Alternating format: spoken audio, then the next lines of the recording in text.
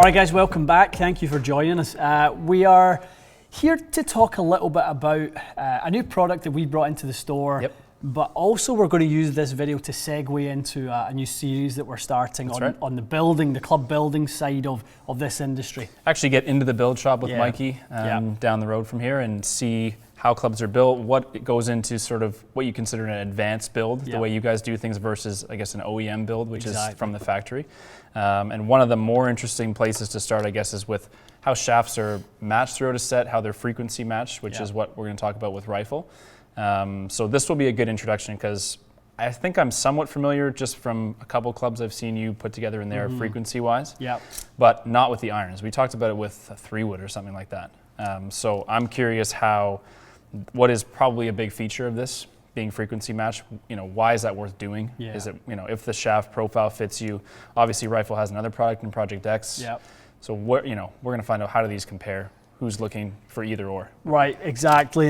And between this and or LZ or obviously LZ as well, in this. But I think this is such a good product for us to use, to test and touch on, and it's bringing it back into the marketplace because Rifle has kind of departed, and I think the sort of more popular use of taper tip shafts is why, Matty. So, is that right? Okay. Yeah, I think as 355 taper tip shafts became more popular, the 370 parallel shafts became a little bit more tricky to deal with. From a building standpoint? From a building standpoint, yeah. So I think it became a little bit of a challenge because a lot of heads nowadays will come with a 355 inside diameter on the hosel. Right. So you then have to get that to a club builder who needs to ream those out, so on, so on. So it becomes a real skill in order to build with a parallel 43-inch blank shaft. And so do you think a lot of builders just wouldn't, or fitters wouldn't carry it for that reason? Yeah, okay. Yeah. I think as products have improved and people became maybe less focused on frequency and more just here's a designated flex, so on and so forth. Rifle is a true club fitters, club builders product. It really allows us to dictate the performance of the shaft. Right. So this one that we've got that we're going to hit for you is the 7.0 Rifle, 146 grams at 43 inches, which is full uncut length. Is that way more than other uncut shafts, or is that actually, because they don't make a dynamic? Seems a lot, it sounds like a lot of weight, but it's not going to play that. By the time this for you gets cut to length, which for you will play around 36 3/4 inches, by the time it gets installed in the iron head to play at 37.5, that'll be about what we have it playing for you.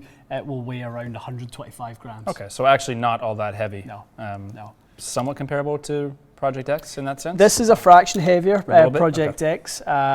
So yeah, this is just a few grams lighter, but flex-wise, it's still in that same region. Right. So I think the name Rifle has sort of disappeared for people over the last 10 years. I remember when I first started playing golf, I would see people playing Rifle. I think you would see this little blue band here. Band, yeah. And even before that, for those of us who go back a little bit, you remember they actually had a gold and black band. Do you ever remember that one? I've seen them. Yeah. So that was the pre-existing. This was the kind of updated version, blue one. So Project X came on the scene, obviously, and that's been, I think, a mainstay for a ton of tour players. Rory, obviously, I think still plays them, doesn't he? Just watching that yesterday and how many guys were playing Rifle, playing Project X. Rory plays this very one that we're going to test today, the 7.0, and he's been kind of in and out of 6.5, 7.0, and he's had both in his clubs over the last few years. Cool. So part of it will be, let's see how Rifle regular, whatever you want to call this, compares to the Project X, because it's really not a product that I think has gotten a look in quite some time. I've never even tried it myself once. I've never even hit them, so I'd like to just see what the differences are beyond the building aspect. Exactly, and there's so, I mean, we could actually just do a video today on, we wouldn't even need to hit any shots. That's right. We could literally just do on frequency matching. And I'm biting my tongue a little bit and holding back because I want to save that one for Mikey and that one, because in the build shop we're going to be building with it. We can explain what frequency matching is and how we influence CPM and how we balance the golf club from head weight to shaft weight to grip weight, and how the overall balance plays its role. And I actually in that video as well want to dig all the way back to the invention of frequency matching from Dr. Kim Braley, Kim Braley's father, Kim Braley of KB Shafts. His father is the founder of the frequency matching process. Wow. He brought that to the PGA Tour. I believe it was back in, I want to say it was like the 60s. Really? So they were doing this, the best part of 60 years ago. Certainly 55 years ago. So this is going to be a whole new series in itself. No, looking forward to that. Absolutely. Okay. What do you want to start with? Let's get some baseline numbers with rifle, and then we'll go to Project X after that. Got a little P760 in here for you. Okay. All right, Matty. Let's get a few swings. I mean, the signature of the rifle shaft over the years has been the smoothness. It will be designated as a shaft that will kick a little bit more than something like a Project X. Obviously, 7.0 Project X is extremely stiff. That midsection is a little bit softer, but the button tip section get a lot stiffer. Yep. That's kind of the way that shaft evolves. As the shaft increases in weight, it increases in flex in the button tips sections. So that's how they change that. So in order to become stiffer, they just add more mass. Is that right? That's basically what it is. So it goes up in 5 gram increments.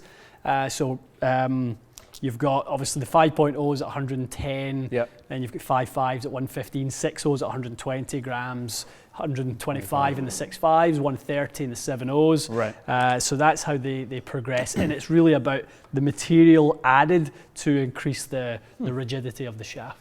So I should experience this being a little smoother to swing than a Project X? You will probably get those subtle sort of feel of like the shaft kicking a little bit, and that's normally what people like so much about it. Gotcha. Okay. All right, let's hit a few. All right.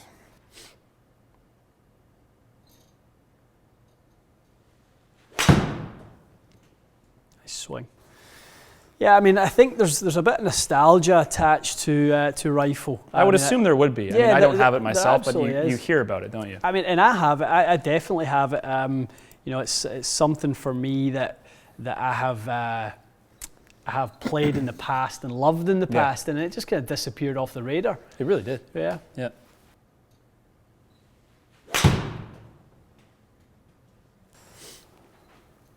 That's a nice ball flight, Matty. That's all right. Yeah.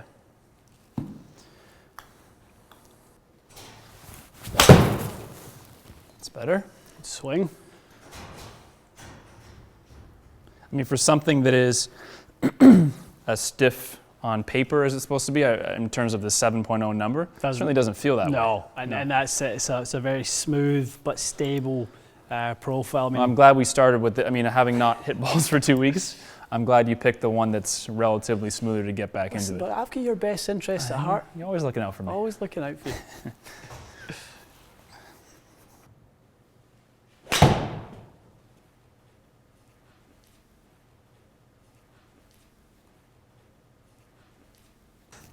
Okay. That's nice.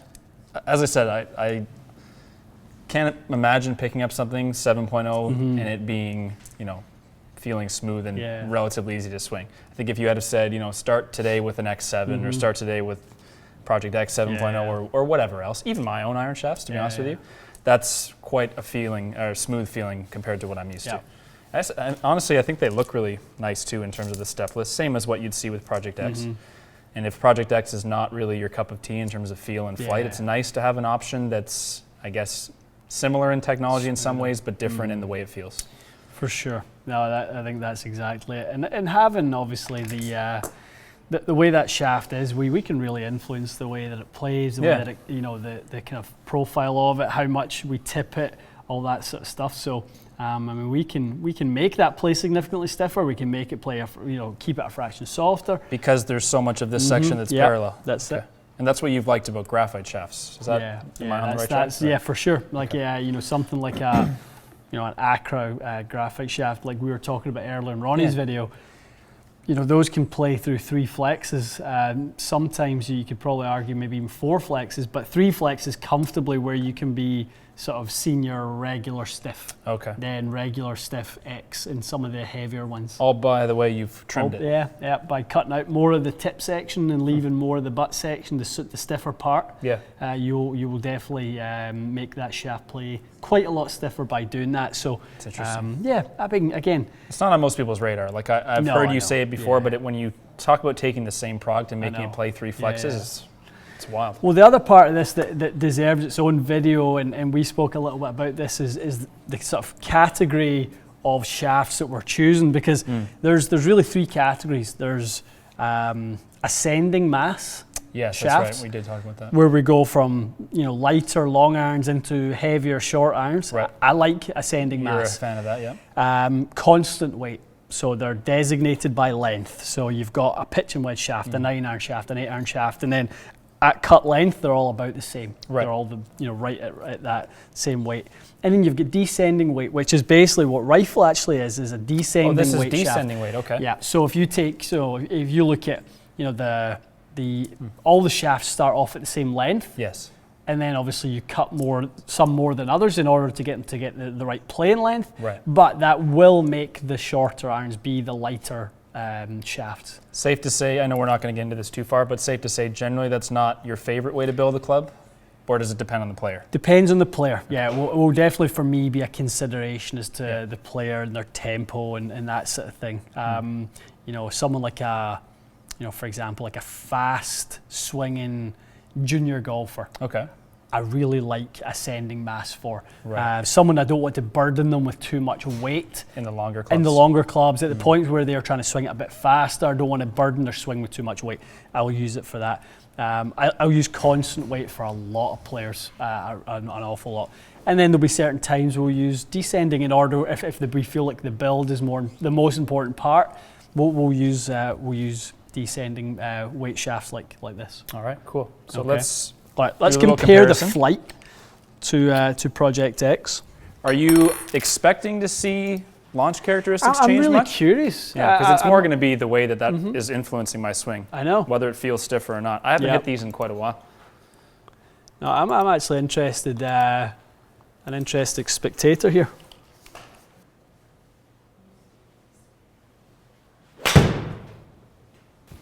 Nice swing there, Matty.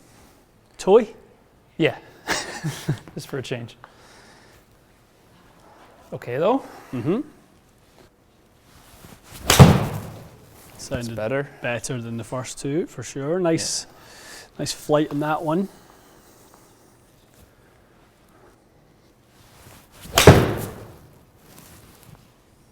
That's a little bit more like the flight we hit first time around. Yes. Just turning it a little bit.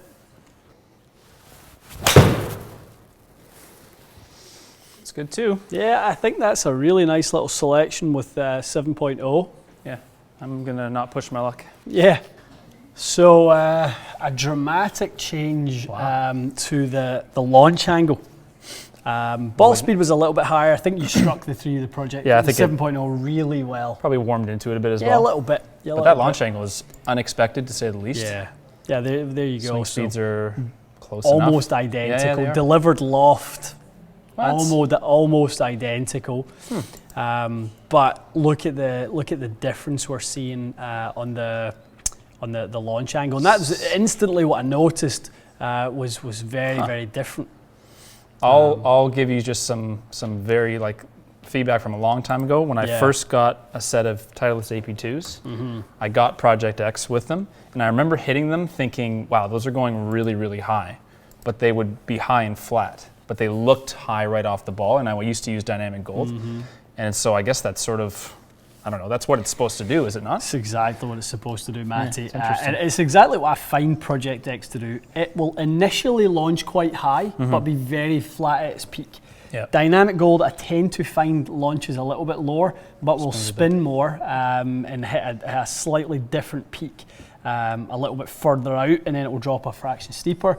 But This is exactly what I would expect to do. So very different in the performance. Very different. This is a little bit more active, which would appear to be changing your delivery characteristics. So I would just had a quick scan of what changed in order for your delivered loft to be the same, but the launch spin profile to be different. Yeah. Something has to have changed. And it was the way, whether it was the way you delivered it through your feel, right. whether it was the way the shaft deflected, whatever it was, the angle of attack was the variable. Oh, it was, yeah. Okay. So the angle of attack shallowed the most with Project X. Really? About 1.5 degrees almost. Really? So your spin loft window changed because the Project X was obviously shallower with the same delivered loft. That one was steeper with the same delivered loft. So it wasn't actually that it didn't change the spin that much, but it changed the launch angle a lot.